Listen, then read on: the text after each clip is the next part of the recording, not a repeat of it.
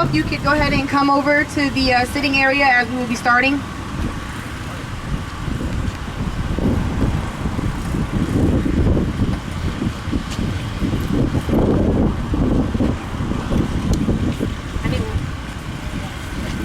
How you doing? Doing good?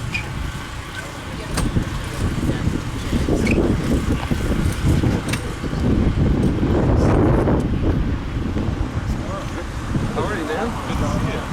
How'd everything go? Good afternoon. So we pretty much gathered here today because we're going to be having a belated burial for the Confederate flag. This is a project by John Sims, and it is taking place in all the 13 southern states. And so we're going to go ahead and begin because our beginning time is at 1:00 p.m. But standing here this afternoon in the capital of the Confederacy, where my ancestors were freed 150 years ago, I couldn't be more proud to stand here on Memorial Day with each of you. I'm in the other 13 southern states that are participating in the belated burial today. The Union Army would not have been successful without the black contingency, which is often left out of Civil War dialogue. It was in 1865 when freedmen founded Decorations Day at the graveyard of 257 Union soldiers. Those Union soldiers were labeled as the martyrs of the race course. Few remember on that day, May 1st, 1865, it was black Charlestonians that created the American tradition of Memorial Day. Initially, it was called Decoration Day, and it was first observed nationally on May 30th of 1865. The Confederate flag, a belated burial 2015, is an art education project, and it's an effort by John C. Sims to create a conversation around the harmful effects of ongoing psychological terrorism in black communities, especially in the South, and to turn that conversation into actions to combat those effects.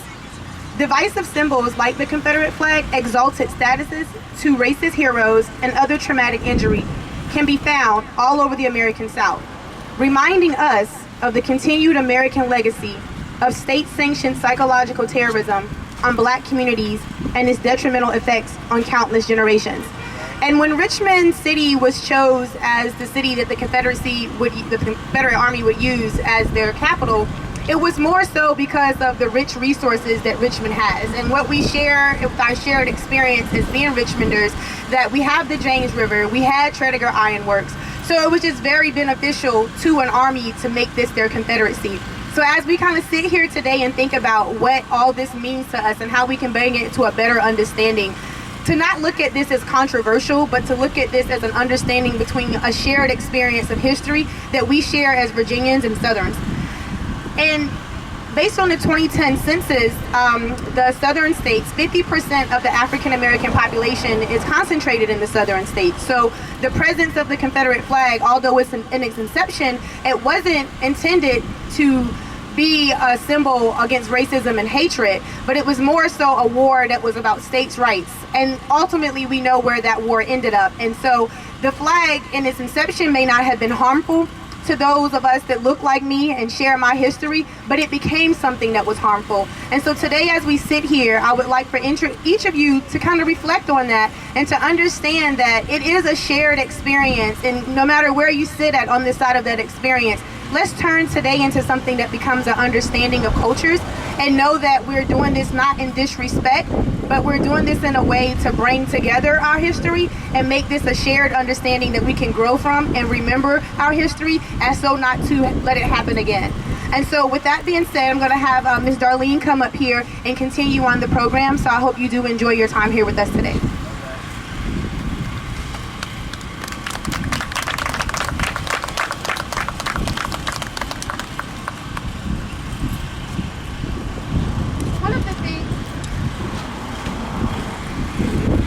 One of the things that we do when we have events like this is to invite our ancestors, and we call that libations.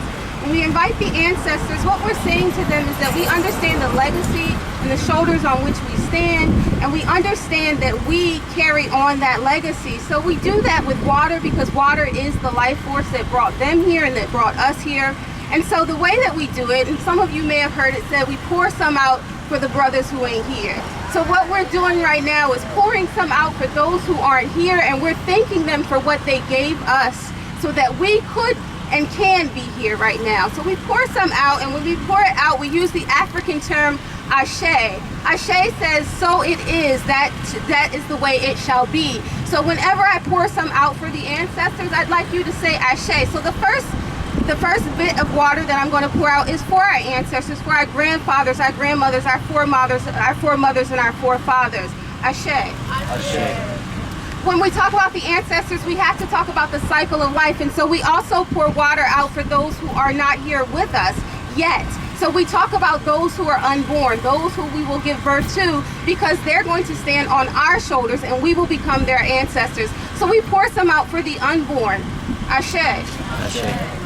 Thank you. That's our libations. Now what I want to do now, because we're conducting essentially a funeral, is to give a brief eulogy of the Confederate flag. And beyond that eulogy, we're going to go into some reflections. And the reflections, as Ms. Catherine pointed out, are artistic responses to what we're doing. So we're going to have some poetry beyond that. But first I want to start with a eulogy for the Confederate flag.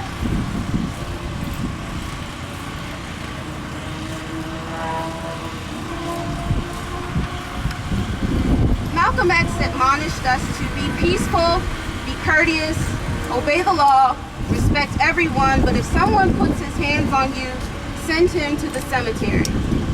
Today we come to put to rest an icon that has consistently assaulted Africans in America with its insistence on reminding them of a war fought to see that they would be dehumanized, terrorized, and never fully integrated into the land of the free and the home of the brave.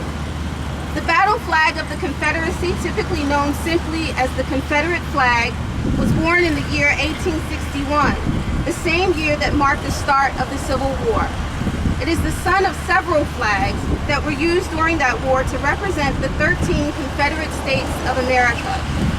Each of those states had decided to leave the Union following the election of Abraham Lincoln, who had won the presidency on a platform that opposed the expansion of slavery, the livelihood of those Confederate states.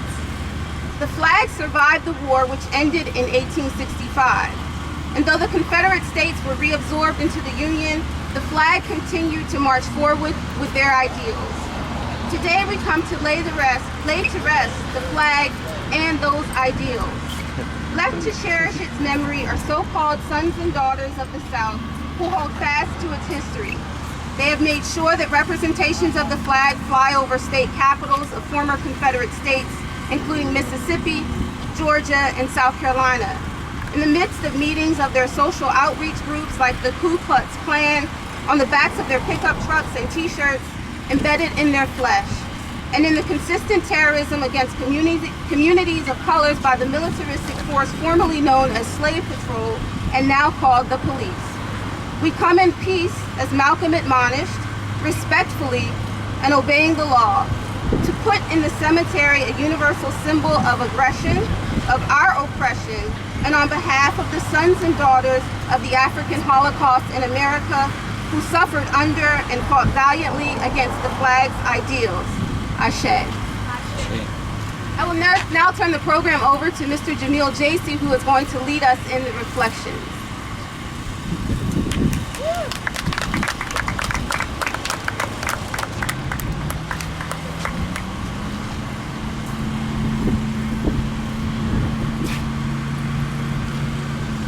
Thank you for coming out today. The first person who will be performing a piece will be Jewel Princess Johnson. Hi guys, how you doing?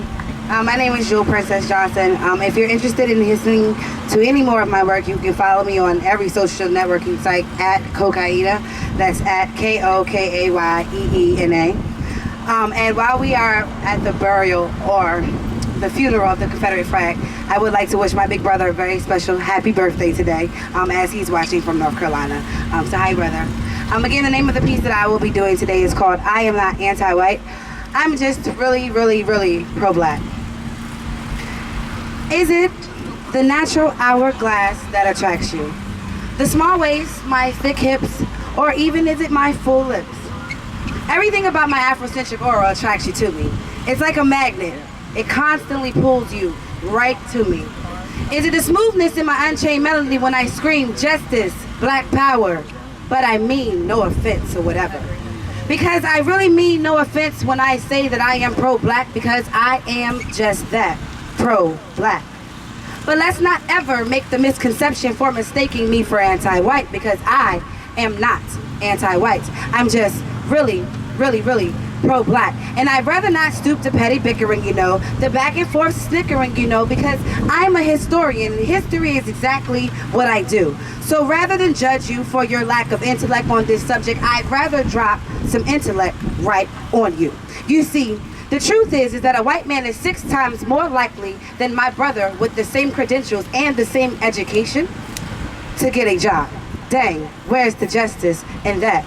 We're not separate, we're equal, says the government, but the school test scores and the money margins between us and them prove otherwise. And in the words of my fellow writer, Tupac Shakur, the penitentiary is packed, yet it's filled with blacks. Some things will never change, but if it doesn't apply, please, by all means, let it fly. But please understand that the privilege is just a privilege of being you. And that's none of my business. And it's not my business that I'm called lazy when my grandfather's grandfathers built the country. Because if we get really real here and think about it, slavery really wasn't that long ago. And that isn't my business either. And it's not my business that my grandmother's grandmother was raped, had her children ripped from her arms, and this time raped again, though by our own men, to breathe. And after we were beaten and battered and drained and tired, and after we were stripped bare of our souls, and our husbands, brothers, uncles, and cousins had to watch, and after you hung their heads, making them feel inadequate because they wanted to protect us and they couldn't. And after all of that was done, my aunties still fled your children. They took care of them, they reared them, they raised them, they taught them right from wrong. And if I take it a step further, I don't mean to be rude, taught you to be the woman you are today. That walk you walk, we gave you that, and that talk you talk, we taught you that. And yes, I'm going to go ahead and say it since everyone else seems a little afraid to say it. Colonel Sanders didn't know anything about 11 herbs and spices on no chicken in 1930. That was our chicken recipe.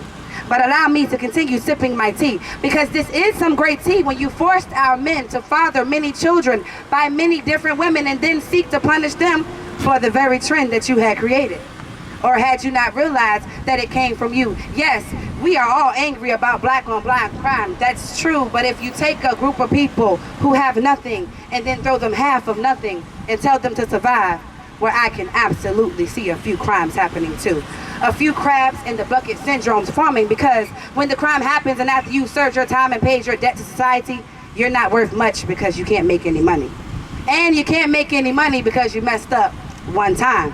And you have to understand that $7.25 an hour isn't much when you have rent, but when you can get $650 on the zip, I can see how the cycle continues. Allow me to sip on. But I won't point the blame and say who's to blame, because in essence, we all play a part. You see, as a people, we used to be a family who looked out for one another because we had to. You have to understand that during segregation, we were richest because no one else wanted our money. It was filth money. It wasn't any good, so we had to support our own communities and survive them too, because if we didn't, we could not survive. Funny how we can only seem to work together during times of tribulation, but once that disaster is averted, we're back to self-division. Now we can't trust each other as a people, and we can't trust white people either. And that, my friend, is called a cold, cold world. And I can't help but to be honest and tell you that I fear to bear children because I'm afraid for my unborn son's life. You see, I fear that he would be just a little too dark and just a little too tall. Thanks to my dad, I stand 5 foot 10 inches, y'all. I mean, he would listen to his music just a little too loudly and he would intimidate someone. But not because he had done anything wrong, but because his suntan skin, but because his skin had been kissed just a little too long by the sun, his little boosie was basing way too loudly. And although he has a lot more reasons to be afraid of you than you of him, he could lose his life fighting some secret revenge plot that you think he has against you because of the things your people did to us. Funny how paranormal in the world works. And my ladies, yes, I am coming for you too. Too often, we have to be reminded how beautiful our own brown skin tone really is. You see, we are especially special because we are one big, beautiful, brown, rainbow. And the funny thing is that we're so accustomed to hearing light skin, bright skin, always the fair, more right skin, that we forget that before those light skins get prepared for a show, they start paying for your dark skins. People start paying for your hips, your lips, and your big, beautiful round donk, and then telling you that you're unattractive for having yours.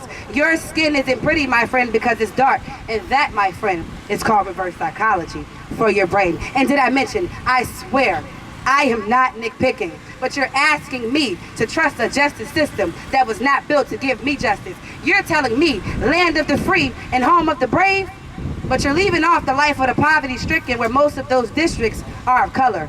You're telling me that I have the right to life, liberty, and the pursuit of happiness as long as I never, ever, ever break the law, because then I can't vote. So then I don't have a voice. But wait, I still work. And wait, I still pay my taxes, and based on my historical documents, I was taught that taxation without representation was against the law. So if I can't vote and I don't have representation, I don't understand why my felons continue to pay their taxes. And since when did committing a crime make you incapable of deciding who's the best representation for you? Excuse me, can I get 2 more lemons for my tea, please? But as for me, you ask, there's not much to know, except for the fact that I'm a downright Southern cornbread fed around the way, dark-skinned woman. I'm a HBCU going, black brother loving, old school sister. I hail from some African-American, Irish, French, and some Indian tribe roots, but let's make no mistake about it, I like my skin dark because it makes me feel closer to my roots. So bring on the sun and tan me, baby. I have my father to thank for that because he taught me how to love my Hershey's kiss dark skin, and I chose not to turn my heritage, but it doesn't mean I'm judging you, sisters. I just like my curls and my natural hurl. I let it do whatever it decides to do, and I am the epitome of the African American woman, but it doesn't mean that I have an attitude.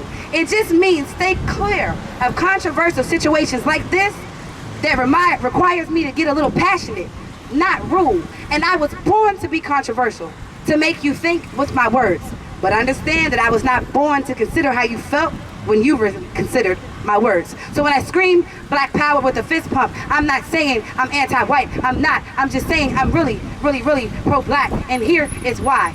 There isn't a group of people on the planet stronger or greater than mine. Each time we've learned how to play the same game everybody else was playing, and we've learned it just a little bit better. We've influenced your music, for it really is the universal language that everybody can understand. But don't you ever forget that it was mine. You mimicked my swag, you stole our style, and don't forget that we really put the rock in the roll. We influenced the world, caused you to change your culture, and if you never, ever, ever give us credit for it, we got the black president too. And listen, I cried.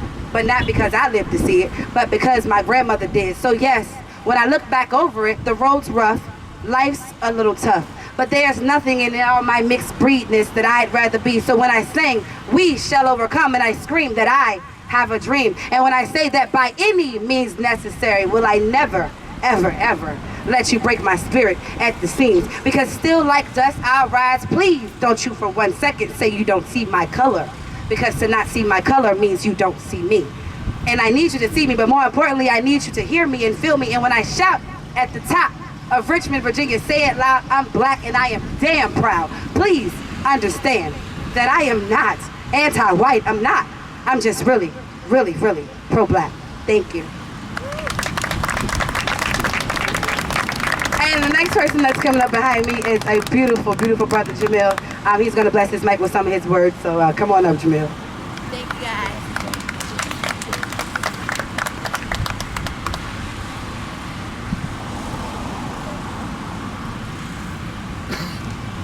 I stand before you today, my people, rallying you, because even though society accepts us, we are not equal.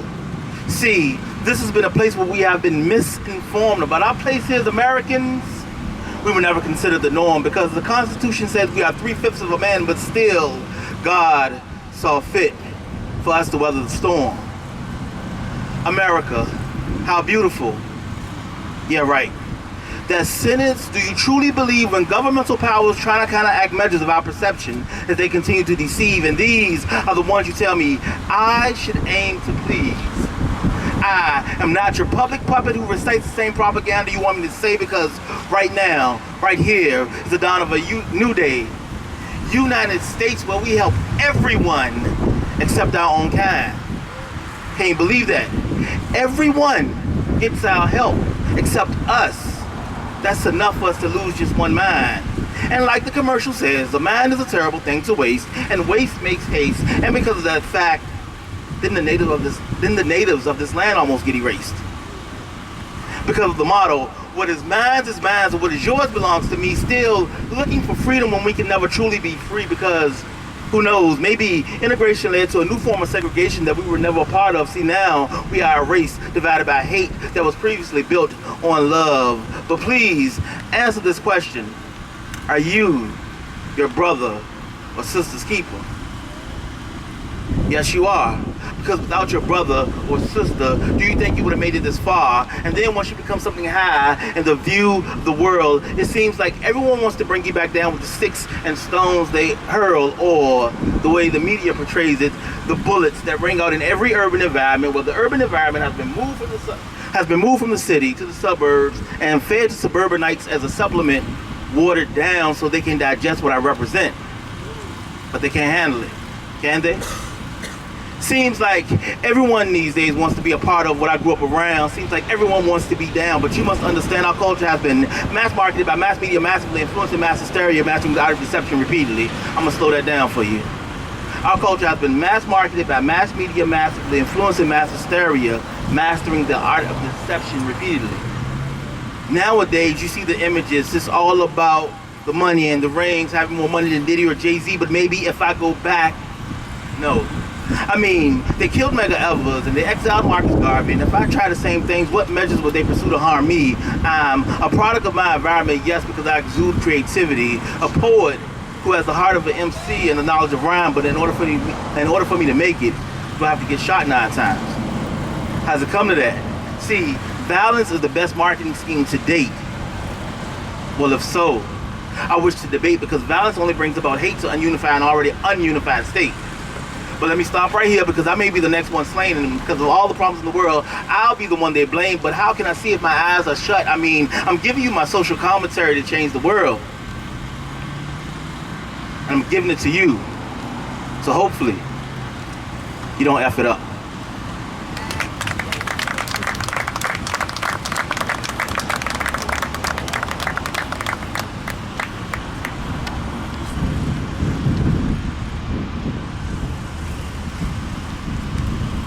Last one on the mic. Do we have anybody else that's interested? Okay, do we have anybody else that's interested in giving reflections today? No one? Okay, so I'm going to close with this poem. It's called They Don't Come, and it borrows as its epitaph a poem by Pat Parker called Where Will You Be? And she asked, where will you be when they come? Their spit would have made mud of the thick mounds, might have given new life to the dry bones, could have pulled and thinned the phlegm of disgust, congesting any possibility they could conceive for redemption, but they will not come. They suck on their teeth and turn their eyes to razor-sharp slits, pull navel to spine and straighten their backs against the ceremony and will not come. They wear their skin like ancestral shields, like camouflage, like lepers, protection from considering death's sting as more than temporary inconvenience. So they did not come. They did not come in white or black, memorials screen printed on their chest or injected into their flesh, not with plated dishes, handkerchiefs, nor curiosity.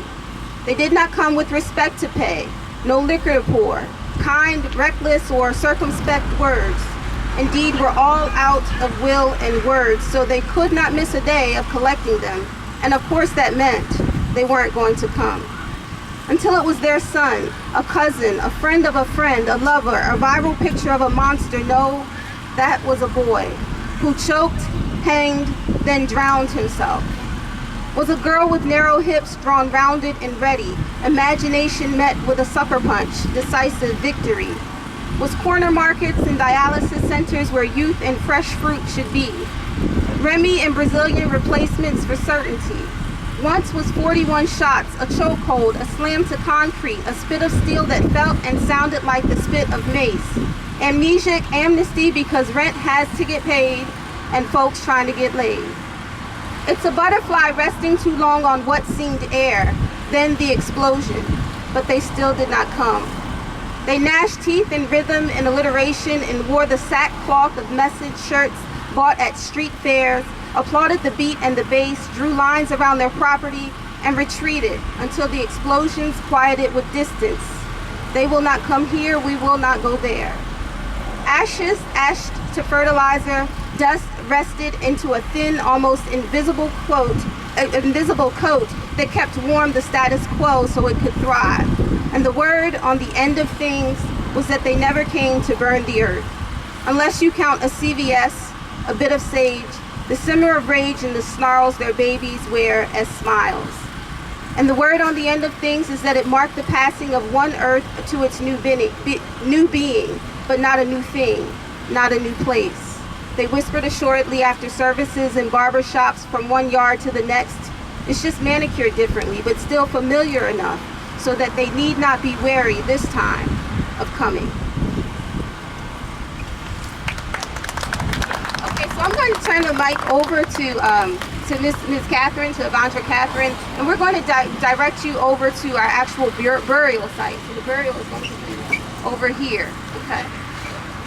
Well, she pretty much said it. So we're going to go bury the flag, and we're going to go bury it right over here. And then after we bury the flag, then we will come back and have a few closing remarks. So definitely follow us as we head that way.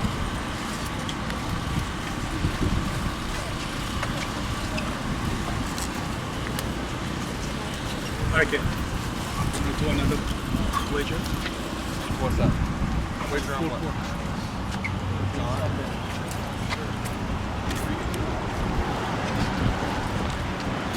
Where's the shovel?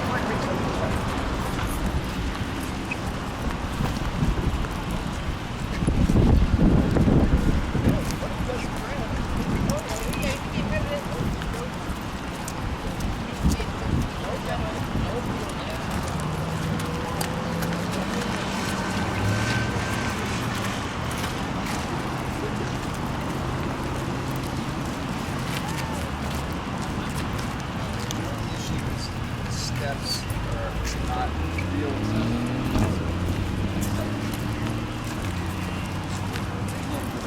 Minor.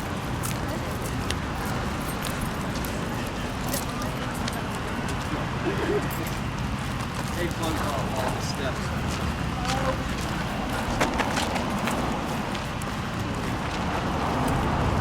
You have big stones too, if they would be large stones back here, if they would be something.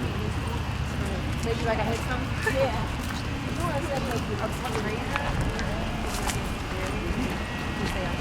This is. You need to step down here and then walk down. That's either that or jumping off. Yeah, I'm just gonna jump off. Jumping off is fine.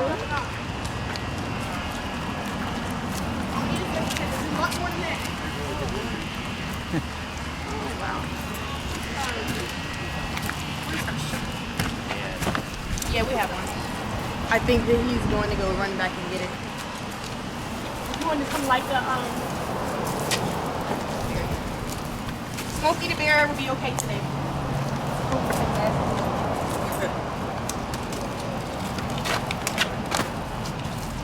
Just in case it's kind of dry over here. Don't set no fires. Yeah, Richmond.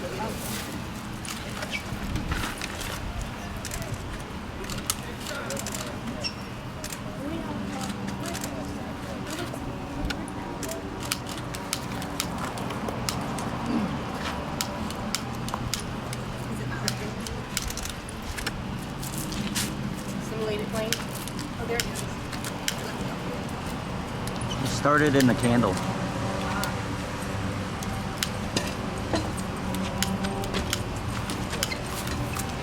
Anyone else know how to work this thing?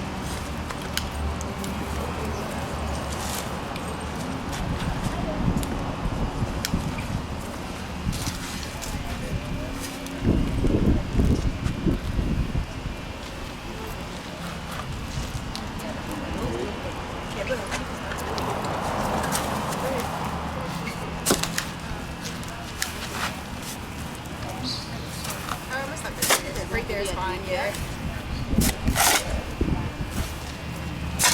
That's good.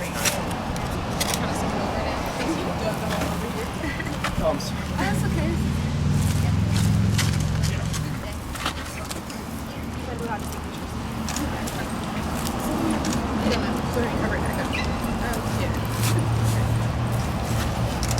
very simulated. So what we intend to do with this is a symbolic ritual, right? So rituals are what carry us through. We do rituals in the morning, we brush our teeth. Some of us say grace, some of us say prayer. So what this is a ritual, and the ritual is designed to, again, to start to move us beyond the trauma that the flag represents for many of us into an essential healing. Okay? So we're trying to bury the trauma. And we know that burying it today does not mean that it will be buried forever. We know that brushing our teeth one morning doesn't mean that we don't need to brush them the next day, but we do it as a cycle. We continue to do it. And so we will continue to do this. That's the goal of Mr. Sims, who conceptualized this project, the artist who conceptualized this project, is that we continue to do this ritual so that eventually we move beyond the trauma and that we're able to have conversations around what this flag represents for some of us. For some of us, it indeed represents a trauma. It's very necessary that we're able to talk about that, as well as talk about the heritage, the legacy that it represents for others. Thank you. Thank you for coming over to the burial. We're going to head back to the other site so that we can close.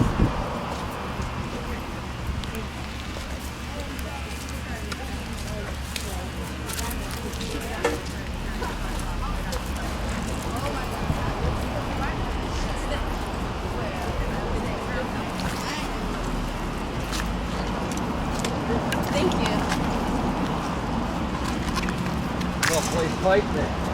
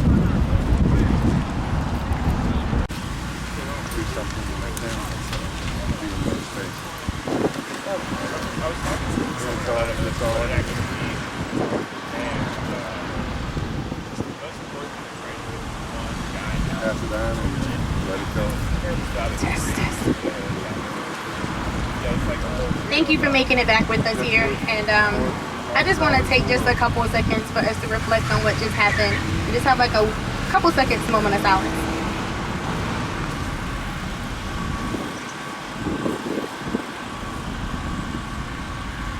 Thank you.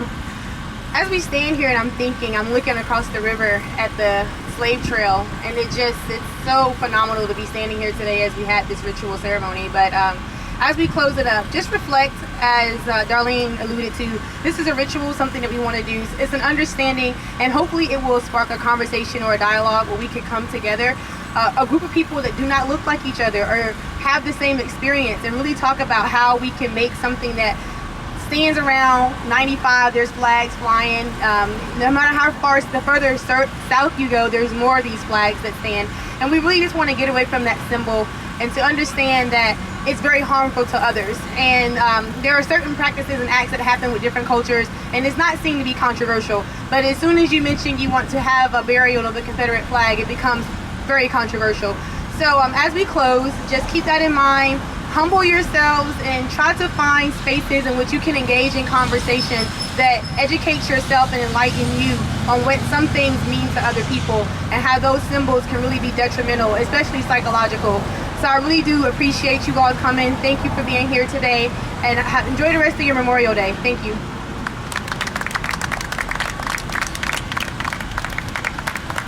Thank you guys for coming out here and having this burial with us. It's amazing. Very amazing. I hope it's something that we can continue. All of you out here, it's amazing. It's a start, to have us all in the same space together and to be comfortable in the same space together. It's not any hatred or pointed at anyone. And so it's amazing for you guys to be out here. Maybe we can start a Facebook group where we can continue the dialogue. We kind of already have a page Most of you may have followed it. If not followed it. Confederate flag memorial burial city, yeah. And maybe we can start a dialogue around it. And maybe annually we can come together and kind of reflect together. It's yesterday we had an event out here, and we had a big huge piece of paper for people to write on what their future of Richmond was, and every single person wrote the same thing in different words. So if we all as a community want the same thing, why is it not we're getting that same thing? And it's a question that it really bothered me when I read it. I was like, we all want peace and happiness and love and unity. But yet, you know, we seem to be so far away from that. We go home to our own communities and we kind of stay there, and we make our, what we decide we want to do to kind of contribute to change. We do it far away from those of the change we affect. And I think coming together is better to talk. And sometimes uncomfortable conversations are how we grow. You know, and I read a lot of the comments on Facebook, and some people just felt that it was terrible that this was happening. But at the end of the day, if we are the United States of America, we should honor that one flag, the Stars and Stripes.